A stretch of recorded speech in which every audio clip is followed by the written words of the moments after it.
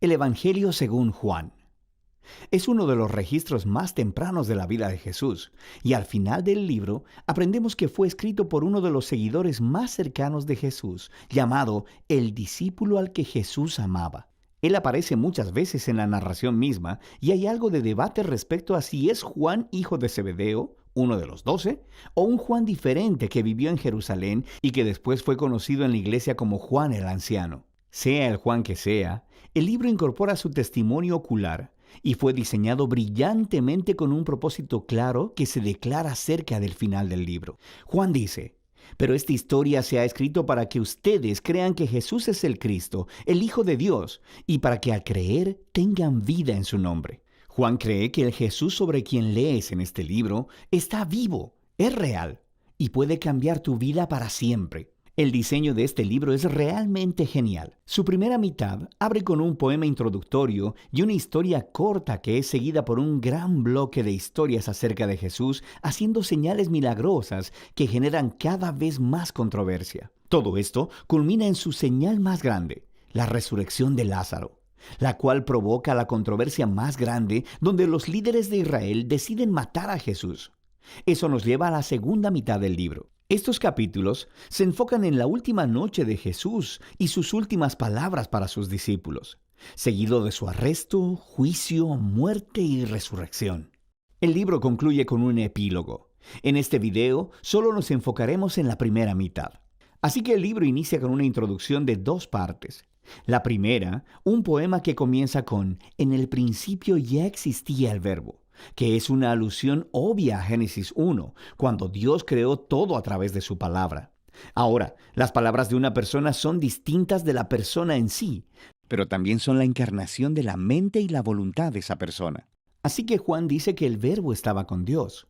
Esto es distinto de, y sin embargo, que el verbo era Dios. Esto es divino. Y mientras meditamos en esta declaración, escuchamos más adelante en el poema que este verbo divino se hizo humano en Jesús. Luego Juan conecta con las historias del Éxodo, diciendo que Jesús era el tabernáculo de Dios entre nosotros. La gloriosa presencia divina que estaba sobre el arca del pacto se hizo humana en Jesús, lo que lleva a su última declaración, que el único y verdadero, el Dios de Israel, consiste en Dios el Padre y el Hijo que se ha hecho humano para revelarnos al Padre. Mientras consideramos estas asombrosas declaraciones, empezamos a escuchar una historia acerca de cómo Juan el Bautista se encontró con Jesús por primera vez y luego guió a otras personas a encontrarse con él y a convertirse en sus discípulos.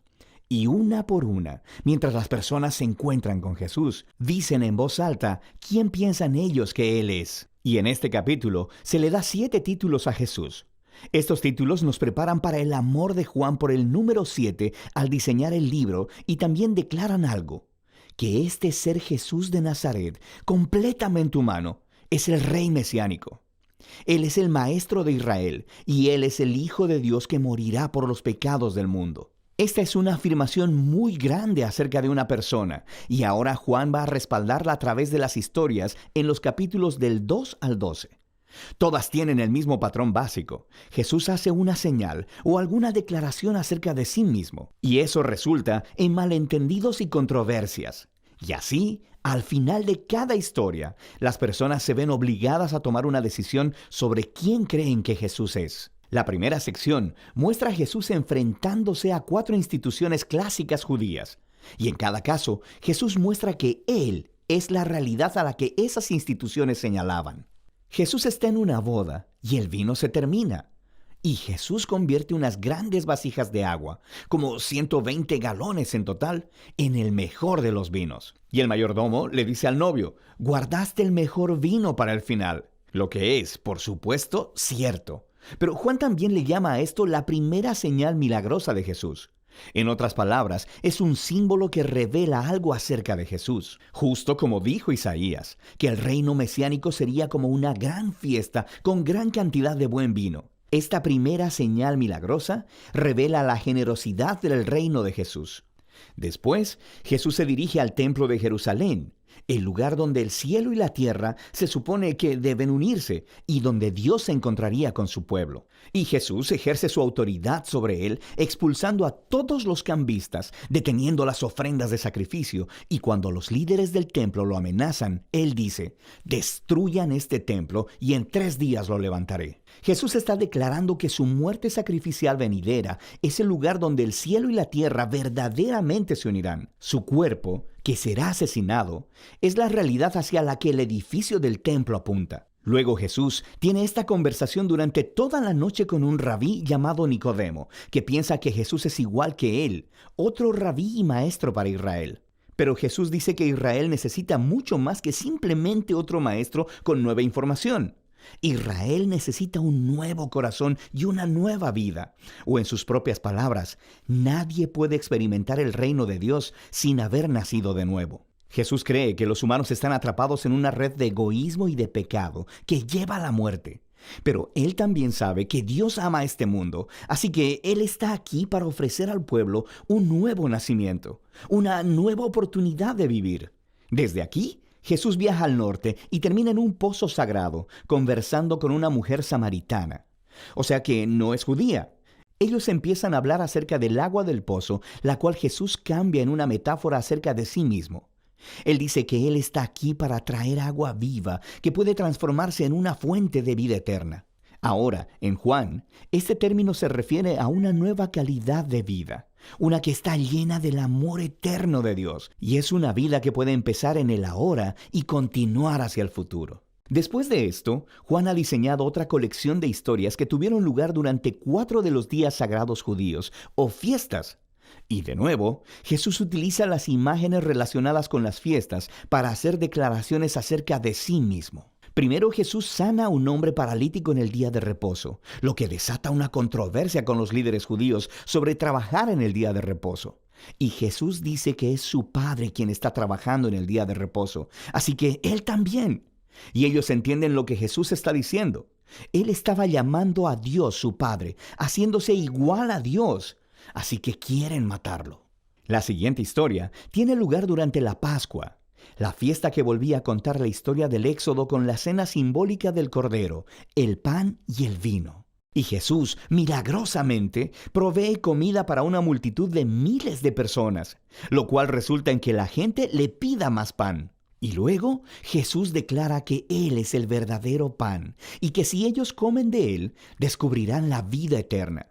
Y esto ofende a muchas personas que dejan de seguirlo. Después de esto, hay un bloque de historias ambientadas en Jerusalén durante la fiesta de los tabernáculos, la cual volvía a contar la historia del camino de Israel por el desierto mientras Dios los guiaba con la columna de nube y fuego y les daba agua en el desierto. Y Jesús se levanta en los atrios del templo y exclama: «Si alguno tiene sed, venga a mí y beba». Y luego Él dice: «Yo soy la luz del mundo». Está diciendo que Él es la presencia iluminadora de Dios y el regalo de vida de Dios para su pueblo. Y algunos le creen y le siguen, pero otros se ofenden. Y otros aún tratan de matarlo por estas afirmaciones exaltadas. La fiesta final es durante Hanukkah, que significa rededicación. Se trata de cómo Judas Macabeo limpió el templo de los ídolos y lo separó como santo una vez más. Y Jesús se dirige al área del templo y dice que Él es aquel que Dios ha apartado como el santo y que Él es el verdadero templo donde la presencia de Dios mora. Y también dice: «El Padre y yo somos uno». Esto enfurece tanto a los líderes de Israel que empiezan a trabajar en un plan para matar a Jesús. Así que Él se aparta de la ciudad. Todos estos conflictos culminan en una última señal milagrosa. Jesús se entera de que su querido amigo Lázaro está enfermo, pero su familia vive cerca de Jerusalén, que ahora es una trampa mortal para Jesús. Jesús pudo haberse quedado lejos y hubiera salvado su propia vida, pero Él ama a Lázaro. Por lo que una vez que se entera de que Lázaro murió, Él va a resucitarlo de los muertos y le llama a que salga de la tumba, sabiendo que esto le costará su propia vida. Y por supuesto, las noticias de esta maravillosa señal se esparcen rápidamente. Y justo como Jesús sabía que sucedería, los líderes de Jerusalén escuchan lo que pasó y empiezan a conspirar para asesinarlo. Así que él entra en Jerusalén como el rey de Israel, quien es rechazado por sus líderes. Entonces, la primera mitad de Juan termina con esta historia acerca de Jesús entregando su vida como un acto de amor por su amigo. Y esto, por supuesto, también es una señal que apunta hacia la cruz, la cual exploraremos con más detalle en el siguiente video. Pero por ahora, esta es la primera mitad del Evangelio de Juan.